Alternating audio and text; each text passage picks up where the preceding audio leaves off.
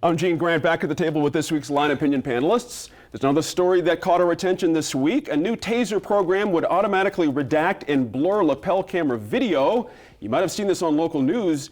The company says the goal is to make the release of the videos to the public more efficient, but critics argue that the crucial information may be blurred out. And Phil, this scene, I see you smirking over there. It's like, oh man, who gets served in this? Does the public get served? No, Does APD get served? Who gets served? No one with redacting no one and blurring? gets served except the company making it. There you go. You know, $625, whatever it is, a camera, whatever. Mm-hmm. This is ridiculous.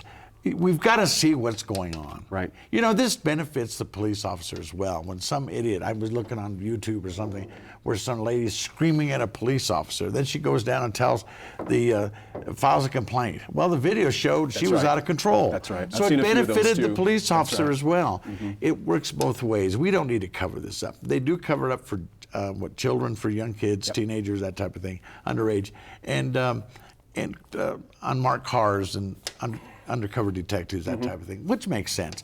But as far as the people in the state of New Mexico, we have got to be able to see exactly what they're doing. Yeah, Martha, what do you think about this? Well, I think for once the police department's doing the right thing.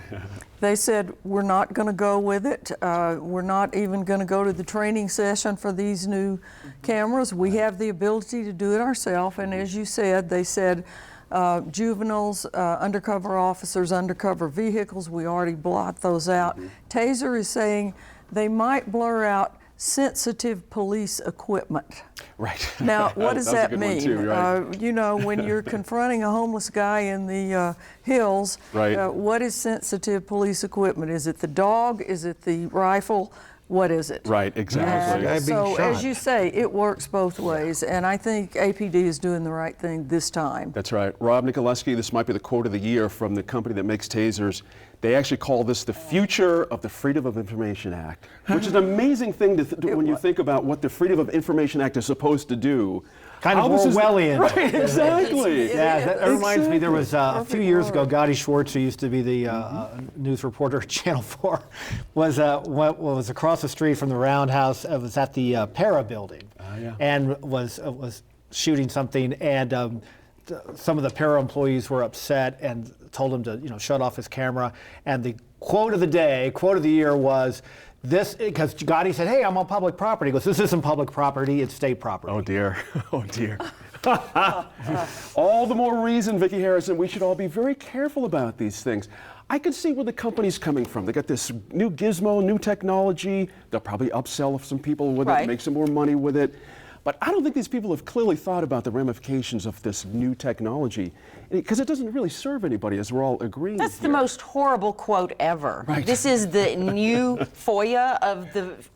That's right. That's insanity. Right. It's Spin Master at its best. We're going to take something that's going to take again, it would be a computer-generated blurring. And as Martha says, our police department says, it's actually pretty easy for us to blur out those few sensitive things that we do. It doesn't take any extra time. And to spin this as a way to get it to the media faster is absolutely ridiculous. I mean, how many times do the media really need those? And to me, this just shows a much larger problem that we are seeing across this country. I talked to Common Cause is in almost 40 states, and it's everywhere, where government agencies across the board are finding more and more ways to deny IPRA FOIA type requests.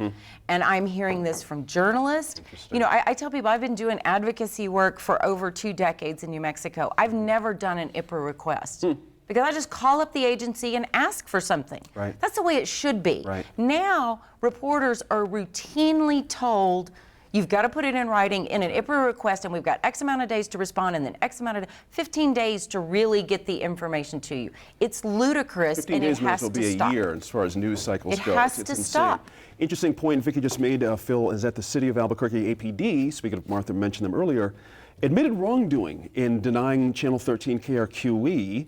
That their denial of some video and some other things on their own IPRA request. And actually APD was pretty strong in their language about how they had erred. I was actually it was interesting to me, just coming flat out and saying we were wrong here. Do we have perhaps a change in attitude citywide? This could herald something? In the early days of broadcasting, in our news departments and radio in particular, You're right. We used to pick up the phone and pick up the information right then. And just, we'll have it ready for you. Come on up. So we'd send our reporters up and grab it. As time has gone by, it seems as though we have all these different departments that are trying to protect themselves. That's right. And they want to make sure that they're not being seen in the wrong image out there in the media world. So they're always covering themselves. So maybe let's, the old idea, let's hold off for a little while. Give it 10 days, it'll cool down. It won't be such a hot item. That's right. By that time, the news, they may not even come and ask for it. That's right. So that kind of way of trying to get around the system is hurting us as the people who live in the state or in the city. They want to know what's going on now. And it also cost the taxpayer 45 Absolutely. grand Yeah. for this Channel 13 thing. And that's one case. That's one. That's one case. Exactly. The other thing too is that as a reporter, you make the request, but since you don't know what's there, you have to take the agency's word for it. That if you say, "Oh, I'd like to have the emails from a certain meeting, Right. leading up to a certain meeting," well, here's 2 of them. Well, you don't know if that's both of them.